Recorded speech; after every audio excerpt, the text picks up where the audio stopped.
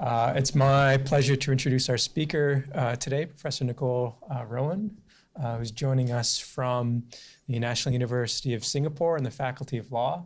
Although, as I've just learned, will be soon returning to the University of Auckland in the Faculty of Law at the end of this year. So thanks so much, Nicole, for coming to visit us. At Singapore, Professor Roughan is also the Deputy Director of the Law Center for Legal Theory.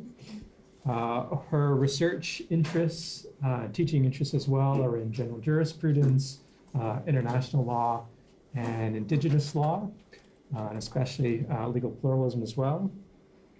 Her publications include a very well-known and quickly one of the leading books in pluralist general jurisprudence authorities, was published in 2013 by Oxford University Press. She's also co-edited what's going to be a landmark contribution as well in pluralist legal theory, In Pursuit of Pluralist Jurisprudence. That's just been released with Cambridge University Press. And she's currently working on a book project on officials for Oxford as well. The talk today, I believe, will be a sort of a transition piece between working authorities and working officials. She's also just received a fellowship from New Zealand to work on a project called Jurisprudence Without Borders. So I'm very pleased to have one of the forefront legal theorists working on legal pluralism and its relations to general jurisprudence as well. So our talk today is on why authority. So welcome. Great to have you here. Thank you very much. Thank you, Michael, and thank you to the Nathanson Centre and all of the co-sponsors, and to all of you for being here. As Mike said, what I plan to do is to talk about a little bit about a topic which I think is talk about a topic which I take to be, in my own work, a sort of transitional topic, in that it takes seriously work that I've done before on the idea of authority and how legal pluralism and overlapping claims to authority can be understood as matters about authority itself, and then a new project I'm working on about legal officials. And what I want to do by way of introduction is to say a little bit about the context of how I think these two projects fit together, but then move on to talk about why authority remains, I think, a central and I think the central question for theorists of legal pluralism to grapple with and then to use in their accounts of what amounts to relationships between legal systems and indeed how they ought to be handled and evaluated. So I'm going to use this sort of introductory time to set up the discussion that's going to come after that, which is really about authority itself. And that is, I'm going to set out an account of authority which takes seriously 5 different elements of authority itself. I'm going to explore an account of authority which deals first with reasons, and then which deals with relationships. And I take these to be the sort of 2 fundamental elements of authority. That is, I take authority to have a rational, reasons-based element, as well as a relational element. And then breaking down the relational element further, I'm going to add in 3 further things starting with R. They conveniently start with R, but that's not why I added them. And that is roles, rules, and recognition. And fundamentally, I will use the idea of recognition to help work back up into an account of what I take to be the relational element of authority. What I'll then do is I'll then come back to talk about pluralism, because I think once you have an understanding of authority which takes seriously not only its sort of reasons, fundamental character, but also its relational elements and the way in which roles of authority and rules constituting authority depend on practices of recognition, then I think you have a really potentially interesting structure from which pluralist questions in which there are overlapping claims to authority and potentially overlapping actual authorities become more difficult, but also potentially more interesting. Okay, so starting off then, I think one of the difficulties of being someone who does jurisprudence and legal pluralism is that you're forever torn between audiences who expect different things of you, right? So when you present work about authority to audiences in legal pluralism, you're often expected to embrace notions of softer, liquid forms of authority, ideas that sort of embrace the expansionist approach to authority, which sees it as not only being about obligation, but also about guidance, for instance, or which sees it as being an appeal to a kind of normativity which is not necessarily strong normativity, but which is weaker or softer in its claims over subjects. And then on the other hand, when you are talking to audiences in general jurisprudence, of course, but you come at them with questions about legal pluralism. Yeah. Can you use the microphone? I think we're having Sure. difficulty hearing. I mean, I can hear you, but Right. Yeah, the microphones are not going to project any sound, though. They're just for recording purposes. oh, I see. Okay. So there are no speakers. So I will Right. speak up and more slowly. Yeah. Okay. So I was setting out the problems of speaking to audiences in legal pluralism whilst still retaining a strongly normative notion of authority. And on the flip side, there's a problem about speaking to audiences who mostly want to hear about authority, but coming at them with questions that really are provoked by legal pluralism. And so in this sort of tension, where I end up being sort of too conservative for most legal pluralist audiences, but too radical for most general jurisprudence audiences, I'm often asked, well, why concentrate on authority at all, right? Why not adopt some other sort of jurisprudential insight or jurisprudential starting point or building block to explore questions about the relationships between legal systems, or even simply to explore questions about different kinds of non-state law, suprastate law, transnational law, indigenous law, religious law, whatever the particular interest happens to be. And normally my answer is that many of the contributions that do in fact look at pluralist jurisprudence do indeed take institutional approaches, and Mike's work is a good example, and I think there's not that much more to be said about those. I think they mostly do a very good job. Right? But I also have the concern that they run out. Right? So if you take a sort of an institutionalist approach to a fundamental puzzle about how legal systems can interact, you will forever be stuck, I think, inside institutionalist thinking. That is, each system will not only claim its own institutional form and structure and come up with its own inter-institutional regulatory norms, but you'll then have, fundamental contestation, or at least the potential for contestation between those different linked but still separable institutional systems.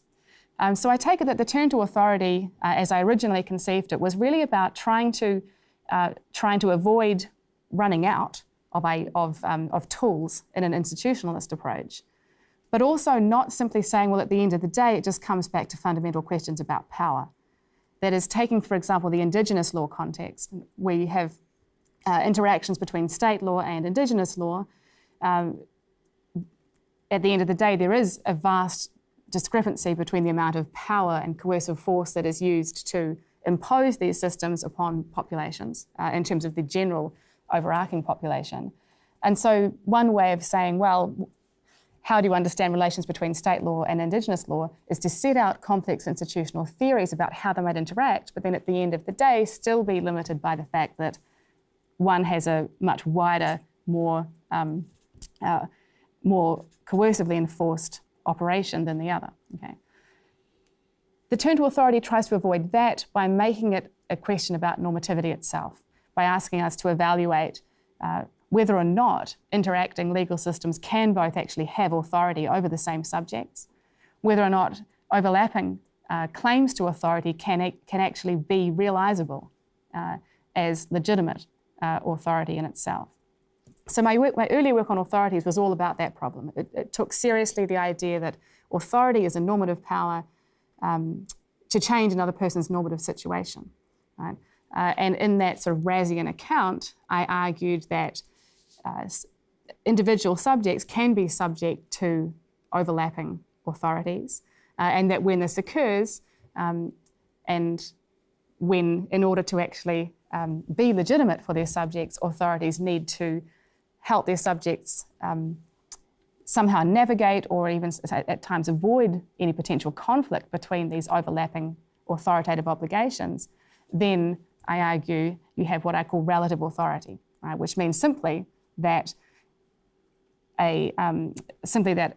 one authority whose domain overlaps with that of another must either cooperate or coordinate, sometimes simply tolerate another authority, or even in some contexts may be justified in engaging in relationships of conflict with another authority. But all of what I have dealt with in the earlier work is really about an ideal of authority that is fundamentally based on reasons. I said it's a Raysian conception for this reason. It takes authority to be a power to obligate subjects, but is only legitimate when indeed it helps subjects better conform with the reasons that apply to them anyway. What I now want to do is say that that's only a partial account of authority. And I think in particular, when you look at the way in which interacting authorities actually exist in practice, and I have state law and Indigenous law in mind as a particularly good example of this, you have not only contestation over subjects who are subjects of authority because they can be served by those authorities, so long as they cooperate or coordinate, and sometimes even if they conflict, but they are also generators, that is, the subjects are generators of different roles of authorities, right? And so now you have plurality not only in terms of overlapping claims to authority over subjects, but you have overlap and interaction between roles of authorities that are generated by sometimes quite different constitutive practices on the part of subjects. And so then what you have is, I guess, a distinctly sort of sociological element to the account of authority, which was not sufficiently addressed, I think, I know was not sufficiently addressed in the earlier work I did on this particular topic. But I think this is actually a general point, which is raised not only by context of plurality, but which has been true all along of authority, that it's always had and does have these two key features to it, one being the reasons feature, the other being the feature of relationality, if you like. Again, this is something that sociological accounts of authority have always recognised, but what's been difficult is to try to reconcile these two things, right? Many accounts, particularly accounts which have argued about what would make authority legitimate, have fixated on one or the other, right? So relational type accounts have often fixated upon a sociological conception of legitimacy, right? Where authority is legitimate if it is regarded as such by its subjects, either through some distinct normative notion of consent or acceptance or even bare recognition. Whereas on the other hand, you have the Raysian account, for instance, of instrumental service of the subject's reasons. But when you take these two elements, relationality and reasons, or rationality, as being both key and I think inevitable features of authority itself, then you need some account which is going to be able to deal with both of them. It's not to say that the sort of potential tension between these things can always be overridden. It's just that any account, I think, does need to take seriously both elements. I don't want to say too much more about the reasons side of this because I've talked about it and written about it before, but I think what is important to sort of set out at the outset is that I think the normativity that we're talking about when we're talking about authority operates on, if you like, both sides of the explanation of authority. So I'm not saying that the reasons element is where we find all the normativity and the relational element is where we find all of the sociality or something like that. I think there's normativity on both sides. And so I want to talk about how we get to that. If we take the idea that authority is a normative standing to change another person's normative situation, okay, if we take the idea that authority is a kind of normative standing to change another's normative situation, then clearly I've just, by stipulation, placed normativity on both sides of that description. But if we drill down into the notion of normative standing itself, we see that there are two different ways of approaching the kind of normativity we're talking about. One way of talking about normative standing would be to focus on normativity as an idea of being rule-governed, right? A sort of a rule-governed or a standing that is constituted by rules and is in that sense institutional. And so you see this in quite a lot of recent work which addresses the idea of authority as an institutional notion, right? Arguing that authority is institutional because it is it operates as a kind of a role, right? And a role in itself is, at least arguably, an institutional notion, as we'll come back and talk about in a minute. So if you treat an idea of authority as a role, right, or not an idea, but if you treat authority itself as including a role of authority as well as a power to change another normative situation, then you've already built in some kind of account of normativity in there. But that's just one way of breaking down the idea of normativity that operates on the standing side of the account of authority. The other way is to really look at standing itself as being a carrier of normative value, right? Where normative now doesn't just mean, well, in fact doesn't really mean rule governed, right? Or rule constituted activity. It means an activity of value, right? So you've got now an idea of normative standing, which isn't about the way in which authority is generated institutionally, but instead is about whatever value it is that some agent who has the standing of authority is taken to carry, right? Or is taken to have. And in that context, I think the idea that authority should be treated as a normative standing to change another person's normative situation takes on a slightly different and I think far more significant character. Because what it does is when you focus on the idea of normative standing and the role of authority as entailing some kind of normative standing, you are taken directly into the idea of what a role is, where it comes from, what kind of social practices generate a role, and the very important question of whether or not you can actually generate value simply through social practices of recognising an authority or indeed of generating a role of authority itself. And this goes deeply into questions of the philosophy of social practices. It goes into questions, well, perhaps questions of social construction, which Mike does his own work on far more than I do. But nevertheless, it raises this worry about the amount of work that is left to be done in any account of the role of authority by some version of a social practice account. Because as soon as we treat the social practices that generate a role of authority as being themselves something that constitutes a normative standing, well, then we have to ask the questions about whose practices count, what kinds of practices count as generative of a role of authority. But we also have to worry about how we even recognise these practices when we see them. What practices are we looking for? Right? Do they have to be institutionalised practices in themselves, in the way in which, for example, practices of recognising legal officials, for instance, are often formal institutional practices. And then in the pluralist context, we have more questions still, right? Because in a pluralist context, if we take the example of state and Indigenous law again, we are left with the concern that we don't even know what the practice community is, right? Or what its boundaries are. If we're looking for a community of practice from which a role of authority is generated, but the context in which we're looking for that is a context in which there's great division, either within a single polity or between distinct polities who nevertheless overlap and intersect with one another in a number of important ways, well, then we might wonder about the boundaries of a polity or the boundaries of a practice community and whether or not their practices are indeed going to generate a role of authority at all. So that's a sort of a structural point. So on the one hand, I started off by saying, well, we can separate out the reasons element of authority and the relational element of authority.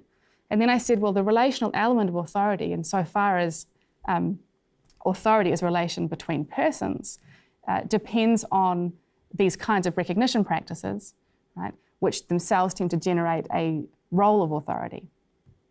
But then the problem is, well, obviously, we've just shifted the work around because now we need to know what counts as a practice of recognition and whose practices count as practices of recognition. How, for instance, how coordinated must they be? Or how consensual must they be? Or how collective must they be? What size of collectivity matters? And how consistent must they be? And what do you do with division and dissent and so on? And of course, these are not new questions. They've been questions that have always surrounded, I think, questions of the legitimacy of authority. but in the pluralist context, they are amplified and made more salient. Right, more salient.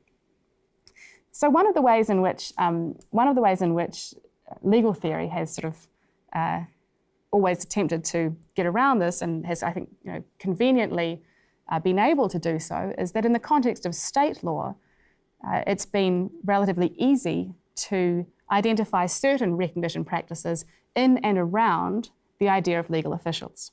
Right? And so this is going to be the start of a very familiar jurisprudential story where what you have are practices of a certain group of persons who come to act as and come to recognise themselves as acting as legal officials, and who are in turn recognised as having some kind of official role by the subject populations over whom they administer law's authority. And that's a very convenient, nice, tidy institutional set of answers to the question of whose recognition practices count. And of course, a great deal of work has been done on this, which tries to formulate, for instance, the idea that practices among officials constituting a rule of recognition are conventional by nature, or are coordinative by nature, or, for instance, in Shapiro's account, are some kind of joint planning activity or some other kind of joint activity. And what those accounts are doing, I'm not going to really engage with them, and I'm certainly not going to resolve disputes between them or advocate one or other. But what I want to say is that what they're doing is they're trying to get normativity into the picture, right, by looking at the practices of this narrowly, if you like, institutionally constituted group of legal officials. But one of the insights that I think pluralist objections raise is that it puts pressure on the idea to which there really can be such a protected institutional cluster of persons whose practices count in the way that these kinds of rule of recognition and conventional practice accounts want them to count. At least, I don't think it can make them count insofar as generating the normative standing of a role of authority needs them to count. I said I wasn't going to get into this, but I think maybe I will, because of course one of the objections that people have often raised against non-state law in various contexts is that it doesn't really seem like law because it lacks legal officials, right? And so there's a live discussion in international law, for instance, about what might be a legal official in the context of international law. There are long-standing worries about customary law in general, whether customary law has officials or not. Indeed, some people say that the lack of officials is part of the way we conceive customary law. You can see the same sort of ideas playing out in the context of Indigenous law, where, again, some argue that there's not such a notion of officiality which is separate from other kinds of social roles. And therefore the system, as it is often described, is unstructured or doesn't feature the same kind of division of labour, right, that a state-structured legal system seems to have between an official class and a subject class. So all of these objections, whether you're playing them out in the context of international law or Indigenous law or, say, more general customary law or indeed any other pluralist phenomena, are really worries about whether or not you can have a set of recognition practices of some group of persons, right, who are themselves sufficiently institutionalized as to generate their own tidy domain of normativity or not. And the idea is that if we look at authority itself as being not only a power, but also a role, and we say that roles exist only because of the recognition practices that generate them, then I think we now raise the sort of perhaps overarching question, which is to ask whether or not pluralist practices of recognition, right, where there are multiple roles of authority being generated by quite different communities of practice, some of which might be formally institutionalized in the way of legal officials of a state system, but others of which won't be, right, which might include practices of Indigenous communities generating their own roles of authority, practices perhaps of participants in the international legal system generating their own roles of authority, or even pushing the boundaries out further. For example, practices where transnational regulation, for example, is taken to be having some kind of authoritative role by persons who are subject to it or persons who wish to use it for their own purposes, often commercial purposes, right? And suddenly we're sitting in a situation where it's not at all clear that the roles of authority that are being generated are indeed compatible, or at least speaking with the same kind of normative claim as, for example, state law does. Okay, so I've talked about roles of authority, I've talked about recognition practices. How much time do I have? But another 10. Okay, good. All right. Okay, no rush. Good. Okay, so what I might do then is talk a little bit more about the idea of role, because I think on the one hand, it's one thing to say that the idea of recognition practices themselves is interesting, and I think it is, and it's very, very important, even though it's actually a very difficult topic, and to really delve right into it requires a particular sympathy for a great deal of work in philosophy of institutions and philosophy of social practices, which we can get into perhaps if people want to talk about it more. But I think just the idea of a role itself is worth a little bit of extra attention, because I think in the social science literature as well as in philosophy and to a lesser extent in legal theory, the idea of a role is somewhat puzzling, right? Because it seems to be institutional in the generic sense, right? So an institution in the generic sense is something that can be repeated across different instances. It's something which entails a kind of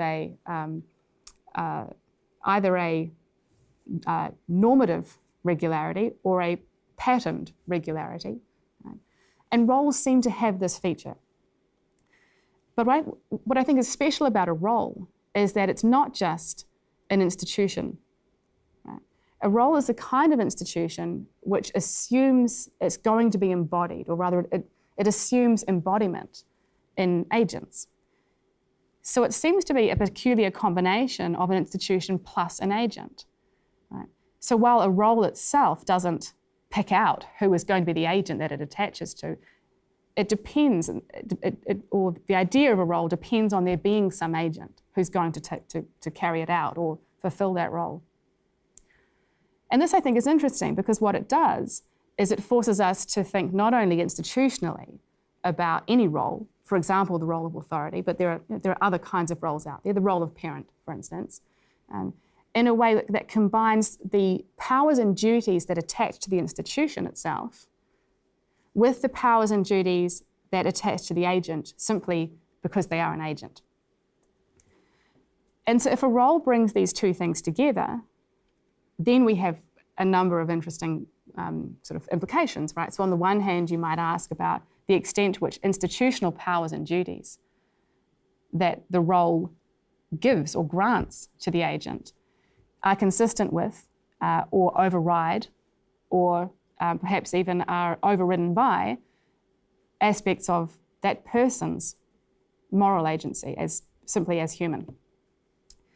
And this is, I think, a perhaps particularly interesting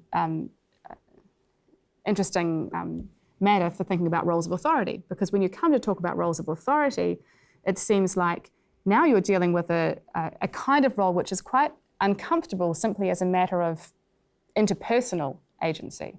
Right? This is obviously an idea with a much deeper sort of intellectual history behind it, but if you take the basic point of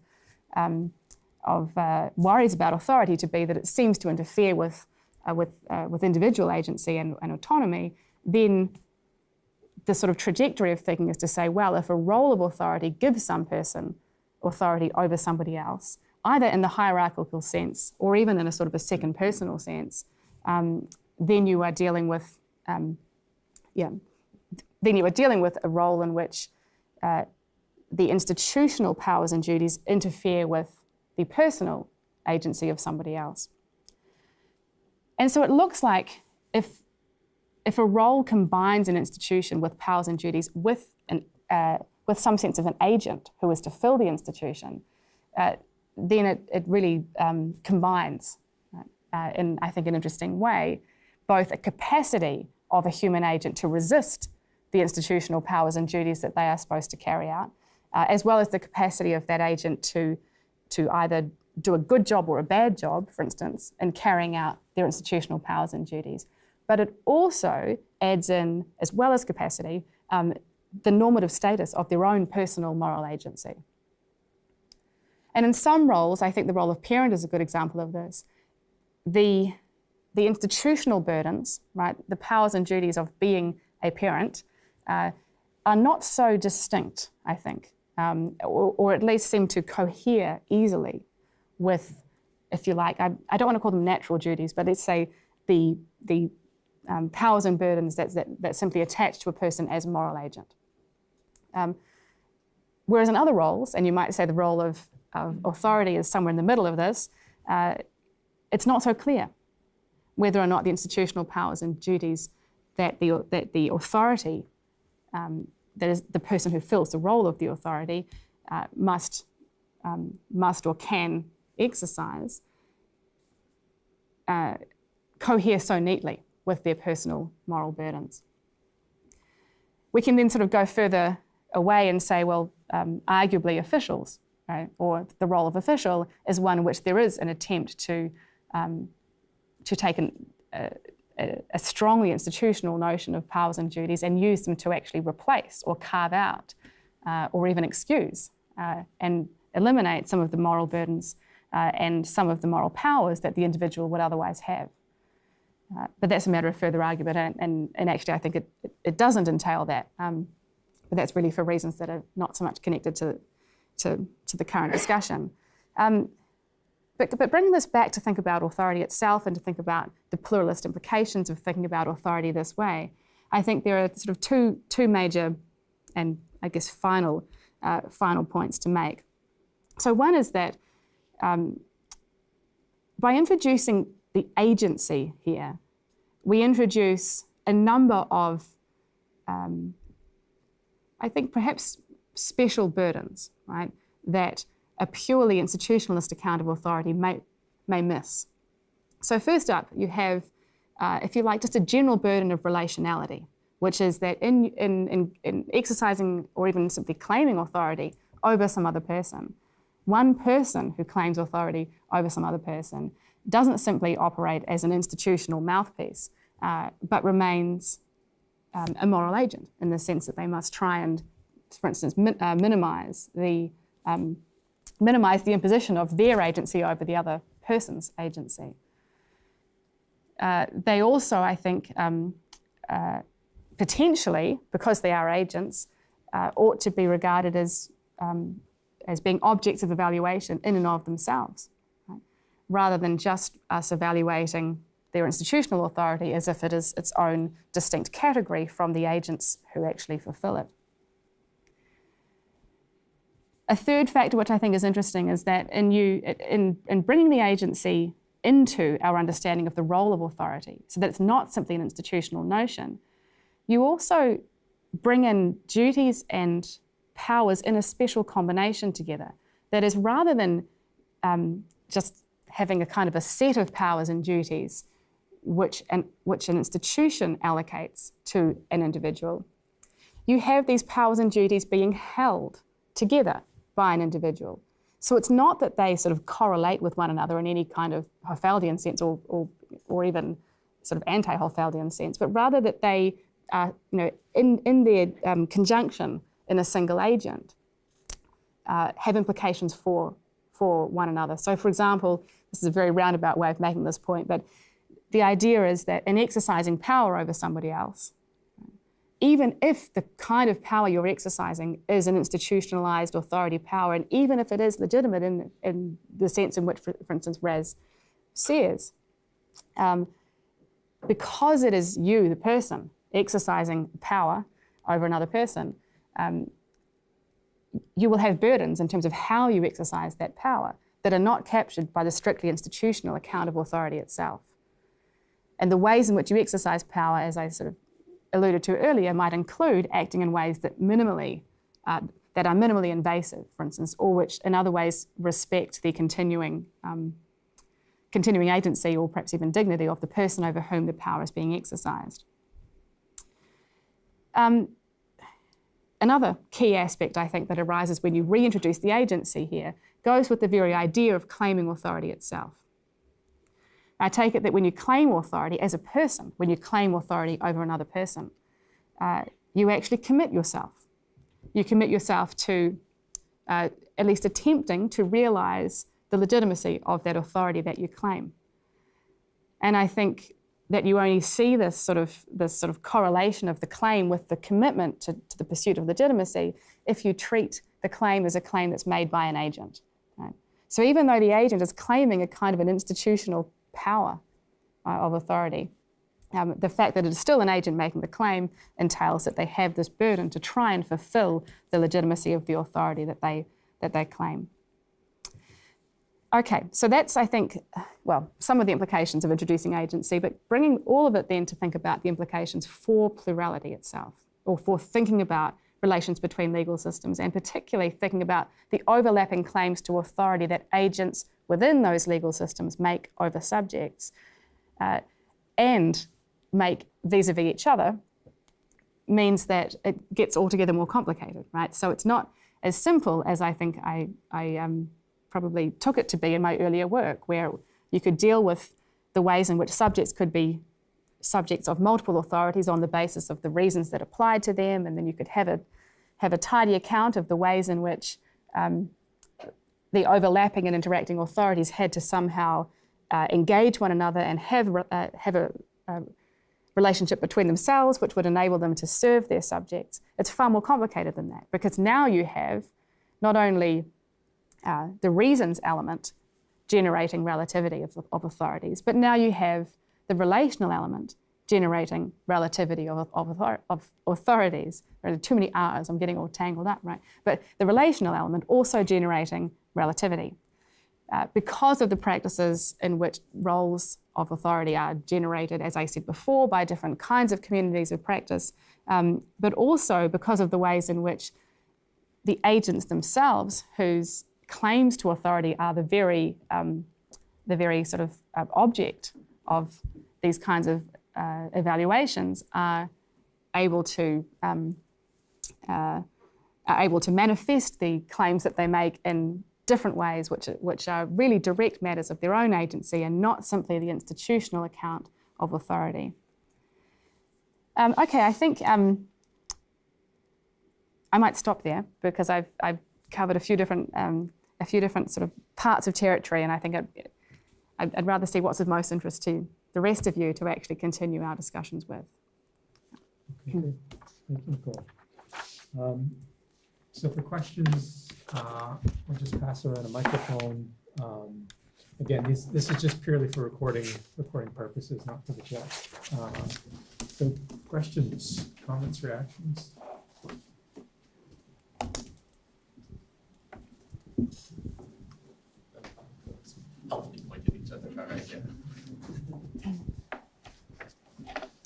Thanks, Nicole, for that. I always find this fascinating. I wonder if you can, I guess my concern here is it seems to me your account of authority is overly capacious. So I'm not sure under this telling what would not be an authority under the practices of mutual recognition amongst officials. So can you perhaps tell me what would be the limiting cases here and how you would get to that under your theory?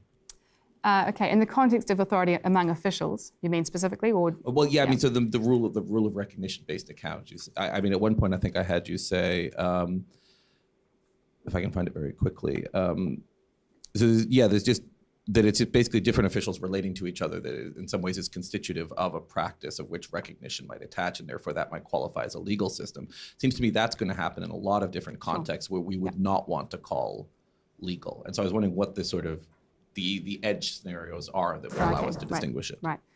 Okay, yeah, great question. What I should have said at the outset is that I still remain committed to the sort of strongly Razian notion that law claims authority. Okay.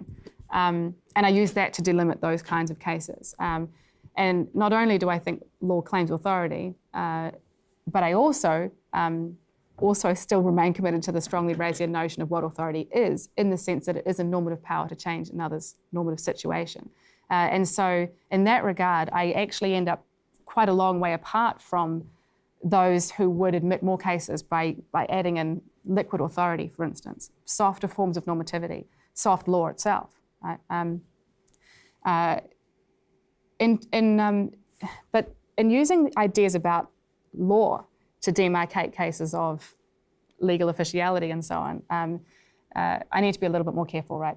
Because I think this is precisely what I said to Mike I didn't want to talk about, because I think it becomes very problematic, and I don't have a good answer yet to this. This is what I'm still working on in the officials project, because really at its core, the idea that there's some sort of demarcated practice in which certain people come to be recognised as officials and so on, just sits at exactly that crossroads between people who argue that law's normativity is isolated, right, from social normativity or moral normativity, and those who don't, right? And I don't have any better argument as to why I think there's continuity, right, between legal normativity, social normativity, and moral normativity than anybody else does, right? So if the existing arguments that are out there are not enough to do this work, and I think I share your sympathies that they're probably not, I don't as yet have a better version to convince you. Yeah. Yeah, just follow. Sorry, I'm going to abuse my power, my authority. Nicole, do you remember this example that is Nicole Roughan that offered? I think this was a few years ago. He had this nice. I've been trying to find it. I haven't been able to find it yet. But he had this example of it's on limiting cases, or what might be a limit. And I'm still not sure what to think about his example. But it was a statement that Moodys made.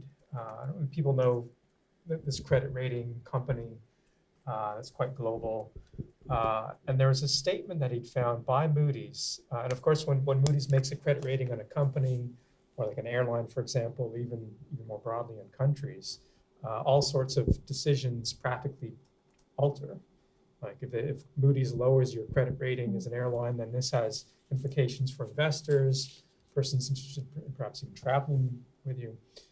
And the statement that he found from Moodys was that Moodys declared that in no way are we a law-making body. Our decisions are not legal decisions. So it's this self-pronouncement that we're not a law-making body. Krish's point was, well, you may not make any claim to be an authority whatsoever. You might actually do the exact opposite, deny that you're a lawmaking authority entirely. And yet, here's what so this might be an example where the sociological dimension and the moral dimension come apart, at least in the claim.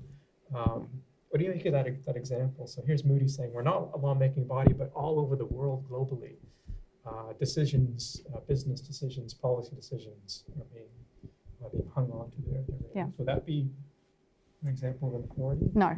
Okay. No. Next question. No. No. I mean, I think this is exactly the problem. Authority. Yeah, that's right. Yeah. Yeah. Okay, good. So here's what I have to say about liquid authority. I've said this in print before. I think so. Nico and I have a lot in common in that we are interested in mostly the same questions, right? With quite opposite reactions to some of the examples, which is, I think, in itself interesting and telling. Okay, because I think in practice, and if you look at recognition practices, whatever they are, right, we've yet to really say what they are. But even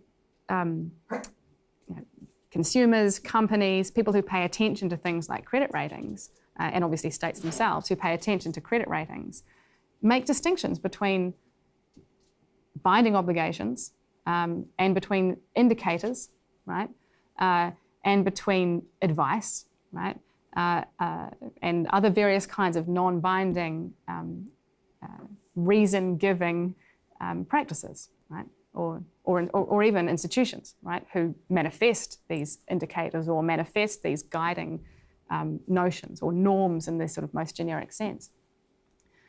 And to the extent that you still have the practice of making a distinction between obligatory norms and guiding norms, in and amongst those who pay attention to these kinds of things, then I think you have a practice which separates out what is authoritative from what is not. So it's not just that Moodys don't see themselves as claiming authority. I think I probably agree with Nico that doesn't settle the question of what it is that they're actually doing. In the same way that, some people say that some judges, for instance, don't see themselves as claiming authority, and yet they do, or they are. So it's not settled by what they take themselves to be doing, certainly, but I think it's probably settled by the recognition practices. And to the extent that these practices still maintain this distinction, then the distinction between authority and not authority is, I think, still fundamentally important. And it's not a distinction between hard and soft authority or liquid and solid authority. It's between authority and not authority, right? But that's a particular position I've held that I'm going to probably continue to defend until such time as I'm convinced that there is no authority anymore, that recognition practices simply don't recognize these roles of authority anymore. And, some people might say that that's where we're going, right? Some people might say that, in a kind of Arendtian sense, there's no authority left anymore because people don't treat anybody as authoritative. But that's a different problem from, I think, the one that Nico's raising, which is almost the opposite problem, that now authority is everywhere, right? If we treat this as authority, then it looks like everything suddenly becomes authoritative. Yeah. My apologies. No problem. I'm going to offer a quick answer to the question about limit cases and what is an authority and what's not. I think I can sort of produce one about social practices, but then I will ask my question about what you were saying, a larger question about your points before. But in terms of social practices where people agree to a set of rules but there is no authority, I'd like to use an example from board games, only because the legal examples are so subtle that it would take a long time to sort of differentiate them. But in terms of board games where people sit down and agree to rules, if we were to play Monopoly, like just get a game going in the middle here of the room, while we would be distributing pieces around the room and we'd all know the rules, someone would have to be the banker. So the rules of Monopoly actually creates a person. Just to use a phrase that's come up over and over in this lecture, certain persons, themselves, identifying people, like that there would be an individual among us who would become the banker who at the end of every turn decides how much money, or at least gets to divvy out the money to people. But if we took a very similar case and played a game of Risk, there's no banker position in Risk. We all have the exact same pieces, we all follow the exact same rules, and if someone cheats at the table, Milton Bradley himself is not in the room to actually decide what we do about that, or if someone played their turn incorrectly. But we might have to resolve that in some way, but the game itself has no way of investing any particular person with that authority officially, even though the rules are there. So I wonder if that would be an example of a limiting case where we can say there's no authority in a game of Risk, except the rules, in a different sense than there is an authority in a game of Monopoly in the person of the banker, which also has a sheet of rules that come in the box. But moving on to my question, and I don't know if that answer would clarify anything about the board Can I games. just say something about that answer? Yeah, okay. I think that's interesting to me because I actually don't know Risk, right? So I'm clearly going to have to now study it and figure it out, because if the way you've characterized it is right, it seems it's a game which consists of constitutive rules with no roles. We could say chess. In my sense. Okay. Yeah. Well. Yeah.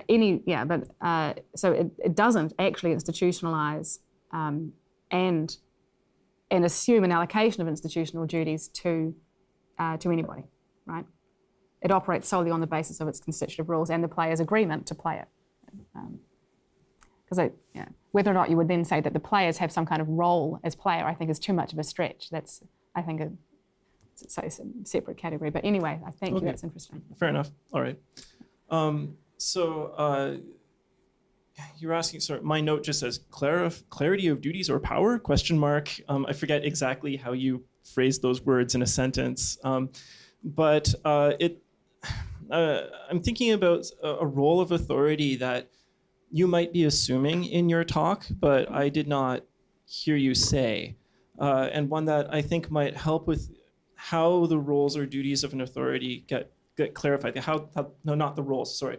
How someone who has an authoritative role clarifies duties or powers, not only their own, but other people who are in authority. And I'm drawing a little bit on Mark Gallanter's sort of landmark essay about living in the shadow of the law. I hope I'm getting this correct. So Gallanter, it's been a while since I read it, but Gallanter points out that in legal systems, there are all kinds of options to exit the law along the way in sort of the deliberative practice. So at landlord-tenant tribunals, there's always an option and rooms that people go to settle between tenants and landlords. In administrative tribunals, there are mediation meetings before and during hearings and so on and so forth. People take breaks and go talk to their whatever to exit the process, the legal process, and find something else. And so I wonder if there's an ability when someone has authority that they can identify themselves or an option. So authority gives options of alternative authority. So an authority figure can essentially say, you can come to me to make a decision, or you can go to them. So for example, a teenager caught with drugs at high school here in Ontario, the police might be called, but the police will say, well, we can handle this when parents come to the office to talk to the principal. We can handle, or you can have the teachers handle this. And there's an obvious, one authority is more dire than the other. And things of that sort happen. Or when a police officer comes to a disturbance at a house and says, well, we can either go with what we say as the police, or perhaps your grandmother had, what did your grandmother say about this? Can we solve it that way? So there's a sort of lateral ability to make decisions to say, well, myself or your grandmother, me or your teacher, that legal authority figures have. And is that ability me or someone else? And pointing to that someone else clarifies not only their authority, but can sort of show a stark contrast to that decision maker and the options, right? Like clearly there's a different hierarchy between police officer and grandmother, or police officer and teacher. But when they create that lateral ability for that particular problem, is that a feature of authority that you haven't discussed, or did you discuss that in your lecture and I sort of missed it? I didn't discuss that at all. I mean, I think that, I didn't discuss that. I mean, it's interesting because authority is always about who decides, right? And one answer to the question of who decides, right, if you put that question to someone who occupies some apparent role of authority, is that they might choose not to exercise the authority that they have at their disposal, right? So the who decides question in the hands of an actual authority might be, well, somebody else, not me, right? And that might be made on the basis of some judgment that they have about who's likely to make a better decision than they are, right? And therefore be a more legitimate authority for those subjects. I didn't discuss that. I mean, I don't see that as being something peculiar about the role of authority, although what it does point to is a possible mismatch between the way that we might casually speak about the authorities, right? And this sort of, I guess, more robust notion of a role of authority. And the reason I think it's potentially more robust is because I think the idea of the role of authority includes not only the power to exercise authority, but also the duty to do so, right? When indeed that is the best way to serve the subjects. So I think that's probably somewhat, I think the concern you raise is somewhat separate, but it does point to the way in which I think the idea of a role of authority needs to be tightened up to make sure we're not, I'm not just talking about the way that we casually speak about the authorities. The question of whether or not they actually are the authorities in this context is still going to be to some extent determined by their actual exercise of the normative powers that they have.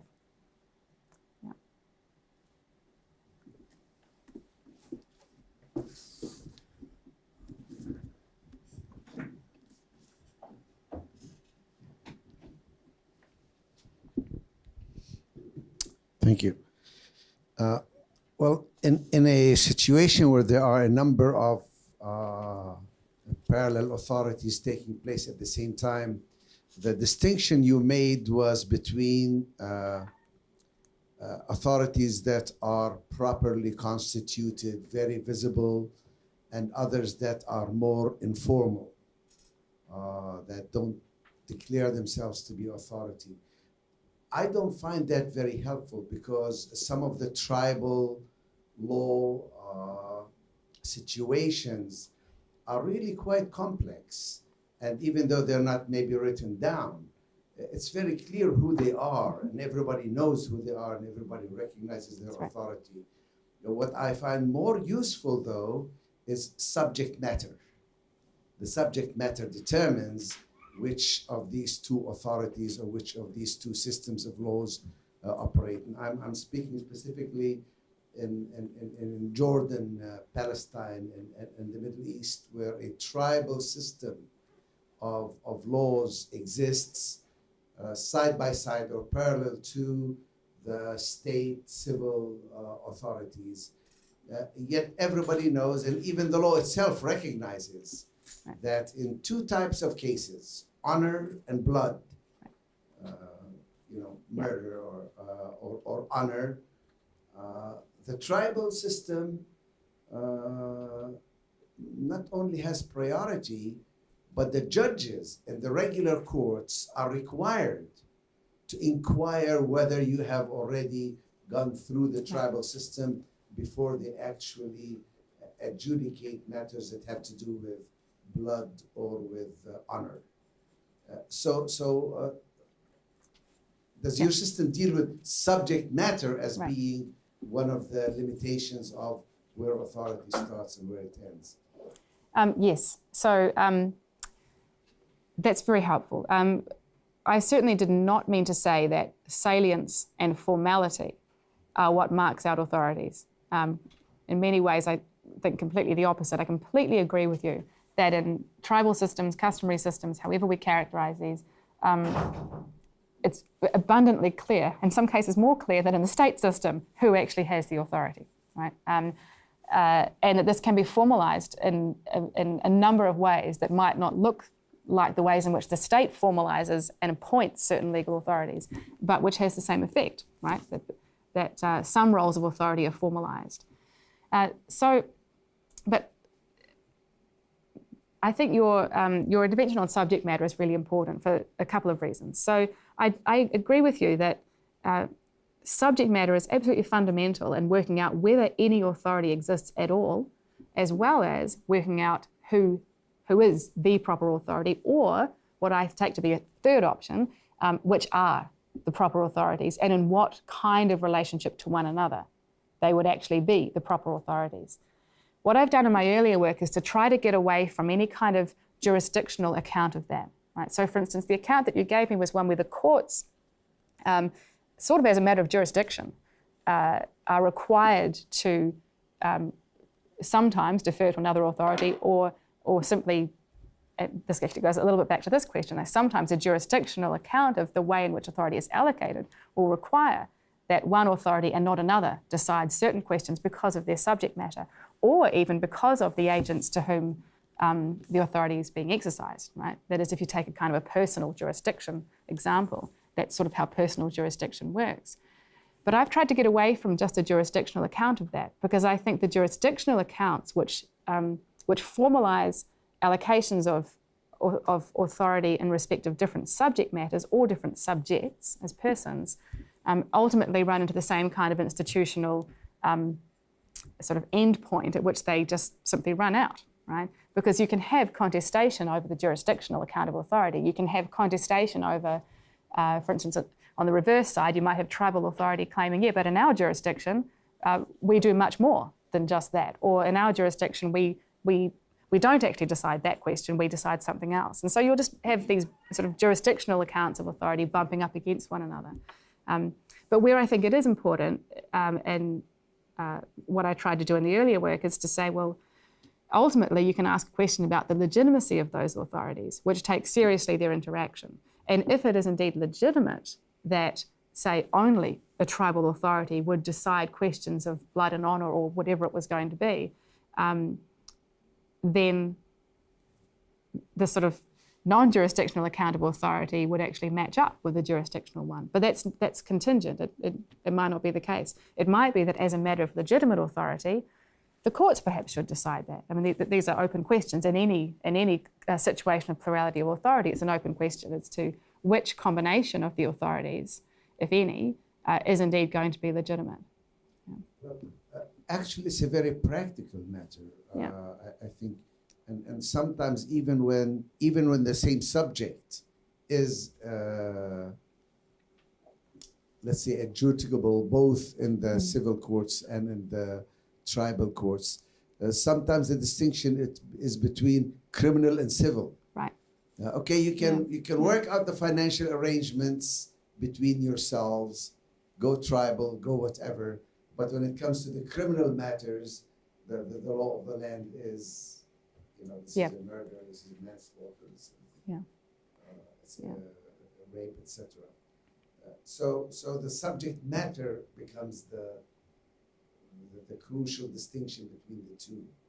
Yeah, I agree with you that that's the way the law decides these questions. Yeah, and it has to have a way to decide these questions because, as you said, it's very practical. It makes a huge difference to the subject, and so luckily we do have laws that purport to decide these questions. My interest is in whether they actually have legitimate authority, which is a separate question from what authority the law, claims to use in settling these kinds of worries. It's an evaluative set of questions that I'm asking, rather than one about the actual de facto operation of the legal institutions which allocate these kinds of questions on the basis of subject matter.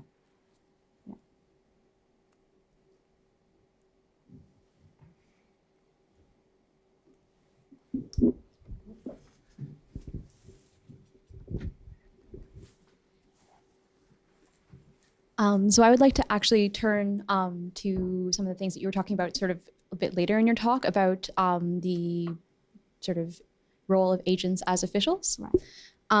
And so, I mean, it sounded like you were saying that the agent who has a role as an official will have burdens that they bring in as part of their sort of like moral agency. And then you said that they might have other burdens that come from their role as an official. And so one of the questions I had for you was, so you sort of were saying that one of the things that an agent as an official might need to do is sort of to carry out or live up to the legitimacy of the sort of legal system that they are an official of. And so I'm wondering if you think that the burdens that an official will have in that regard will be different from the burdens that like an institution might have. I thought you were going to say, is it different from the burdens that anyone in the system might have? I mean, is it different from the burdens of the institution? Well, I don't think the institution can be burdened, right? I think only the agents can be.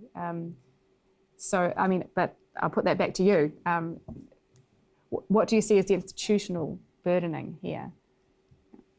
Well, I guess just in terms of like, if you want to have like a procedure, right? The procedure, like, institutions, I mean, certainly institutions are made up of officials, right. But, the idea might be that sort of the ideal for an institution is just that, it carries out the procedure in a way that is, the same under the same circumstances, right. Or where the product is the same under the same circumstances or something. Whereas there might be sort of other things that might be sort of ideals in terms of the operation of how the official carries out their role that might be sort of somehow different than just like, well, you have to do the same thing, under the same circumstances. Right, yeah. This is interesting because, it leads to a couple of different thoughts. So on the one hand,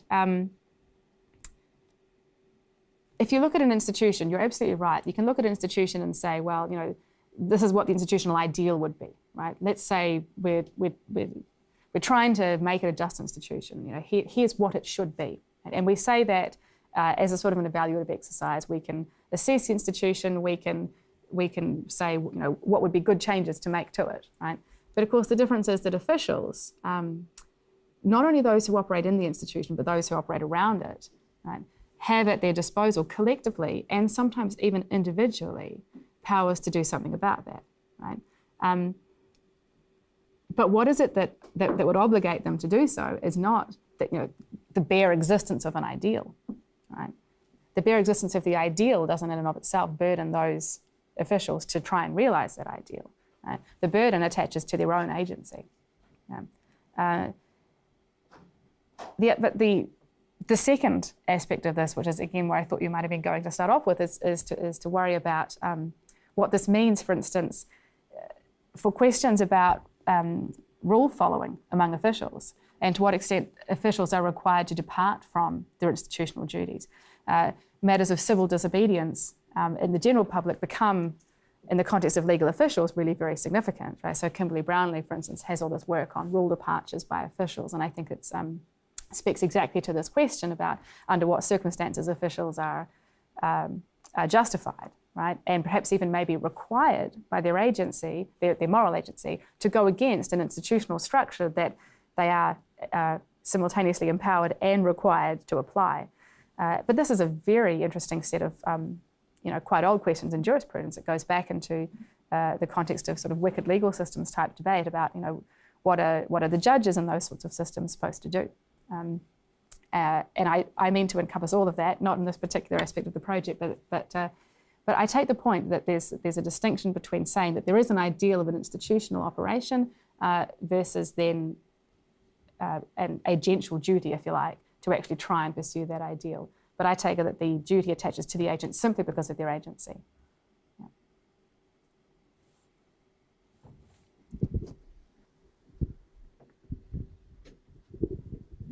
I just want to push a little bit on the idea.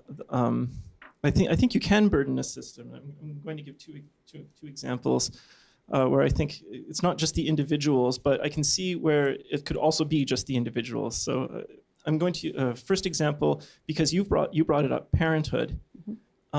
There's this really ambiguous statement from the point of view of kids when they come with a question, and let's say, just pick like a nuclear family, a kid asks their dad, like, can I take my toy fidget spinners to the mosque or something like that? And the dad says, I don't know, what does your mom say? And that is a really ambiguous statement because it could mean like two things. One, it's jurisdictional. The authority, the father is deciding that they don't actually want to decide about fidget spinners to the mosque. This is not what they want to do today. They're busy fixing the car. They don't want to think about it. They hear what the mom has to say and then they go with that.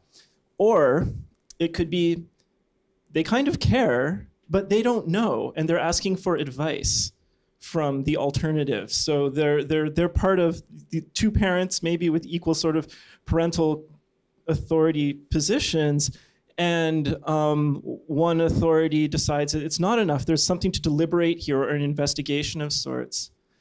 And I think would be a more legalistic. I don't know if I'm talking law or legality here, but based on the question of is something criminal or civil. Say if there's a matter of negligence, for example, and lawyers are trying to decide if the problem is criminal or civil, like a tort. Is this a tort of negligence or criminal negligence? They might think, in this particular example before them, which one does the public need to hear about? And then there's an institutional burden, because if they go to a civil case, it's highly unlikely, unless there's tons of money involved, that the public in general will hear the details of the case. But if they take it into a criminal court, it's more likely that there will be journalists that will cover it, that there will be people at home who watch it on TV or listen to the radio about some report about this particular negligent act that happened. And so there's this idea of like the laws and education, right? To the public, what happened? Do we need to know? Who needs to know? And that opens up the relationship between different institutions, media, journalism, education, and the law. And so I would think in that sense, in both the parents who need advice from each other, even though they're equal, they're like, let's say, the same authority in the case of taking something to, right.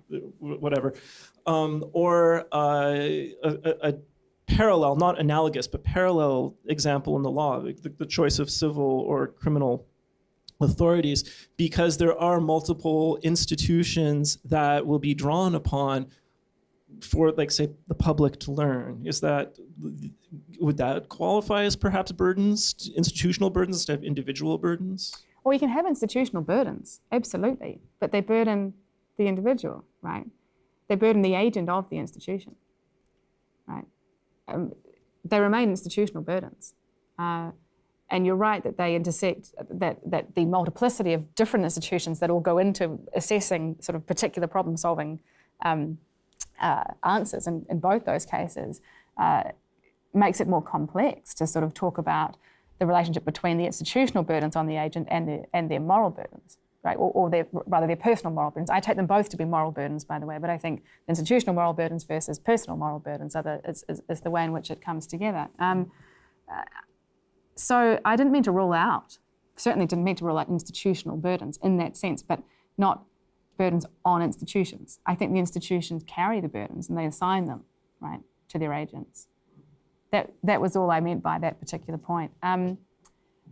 I think, can I just say something about the example you raised? I mean, the parents example, I think, is a really interesting one, right? Because parents, I take it, are sort of characteristic in having, if there are two-parent, as you two-parent nuclear families, I think characteristically have a quite clear case of relative authority, right? Which is actually the authority itself that the parents have in that context, because there's two of them, is characteristically altered, right, by the multiplicity, right?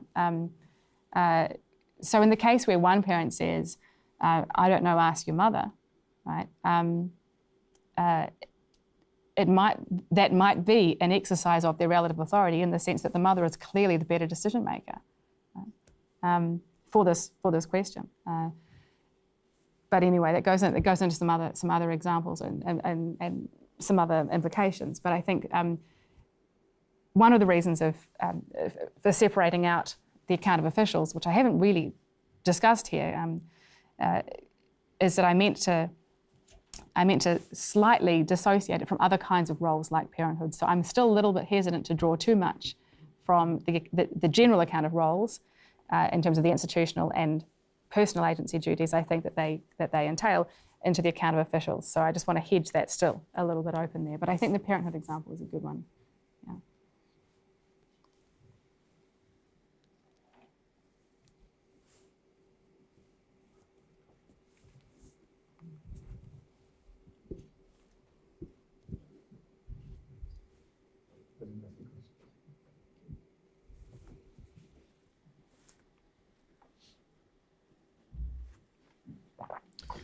I wonder if I could just go back to Krish's example on Moodys. So I agree that with the first step, which is to say that a self-understanding or a self-pronouncement from some company or institution or even official is not going to decide whether it's an authority or not. It's going to depend on the recognition practices. And I think you're quite right as well to note that we still have in our recognition practices differences between, say, treating somebody's statement as a suggestion or advice or recommendation or as authoritative. Like I need to do this because someone has said so or someone's told me so. And I agree as well that it'd be probably a frightening world if we lost those recognition practices, especially thinking as a parent. Right, if children no longer could understand that a parent's say-so is meant to be taken right. as a say-so. It's hard for a philosopher Yeah. as a parent to do that, but it's still quite useful. But suppose, so going back to Moodys, suppose that there are 20 different subjects and half of those subjects, so 10 of them, Right. listen to Moodys, and as soon as Moodys makes a credit rating or gives a credit rating to some company, suppose half of them, 10 of them, say, well, Moodys said so, therefore we're going to change our practices or our policies or our decisions on the basis of their say so. And then suppose on the other hand that the other 10 listen as well to Moodys, and they decide, well, we'll take that into consideration. It's an interesting suggestion. But it's no more than a kind of recommendation. It's not. We're not going to do it because Moodys said so. I take it that the first group, who reason that because Moodys has made a decision, therefore we're going to treat that as decisive in our actions. Their recognition practices, one is treating it as authoritative, Right. but the other one isn't. The second group is not taking it as authoritative. They're taking it as suggestion and advice. Is it the case then? I'm not quite. I mean, again, I'm not quite sure what to. I'm still not quite sure what to make of Krish's observations on this. But is it the case that Moodys either they're authoritative but only for half of their their addressees or their, I don't want to call them subjects, but not authoritative for the other half? Or is it, do we have to resort to some unsatisfactory metaphor like liquid or loose or fragmented? I'm not sure. I don't like the metaphor either, liquid authority. Yeah. What would you say in that case? So the recognition practices seem to be split. They seem to diverge. Yeah, I don't know. I mean, recognition practices diverge all the time, right? And this is one of the problems with trying to give any content at all to this sort of relational aspect that I've been talking about. But thankfully, right, it's only part of the story, right? Because the whole reason for exploring recognition practices in my case is not to answer some question, is such and such an authority or not? It's to argue whether they have normative standing. Right? It's to argue whether they have normative standing to change another's normative situation. Now, what you might say to resolve this kind of problem is to say, well, this is why Moodys is a bad example for this kind of thing, but you know, we'll run with it anyway for now, since it's on the table. But you could say, you know, to the extent that the recognition practices of that first 10 who treat it as an authority generate, right, some value, right, in having this role of authority for themselves, well then yes, you could say Moodys not only fills a role of authority, but is in a role of authority which has the normative standing, right, to enable it to change each other's normative situation, right? And this is why it's such a bad example, because this starts to sound very wrong. This does not start to, you know, this doesn't fit what Moodys does. But of course, even in that context, that normative standing generated for Moodys, if indeed there was one, or there was such a normative standing, wouldn't empower Moodys to obligate anybody else, right?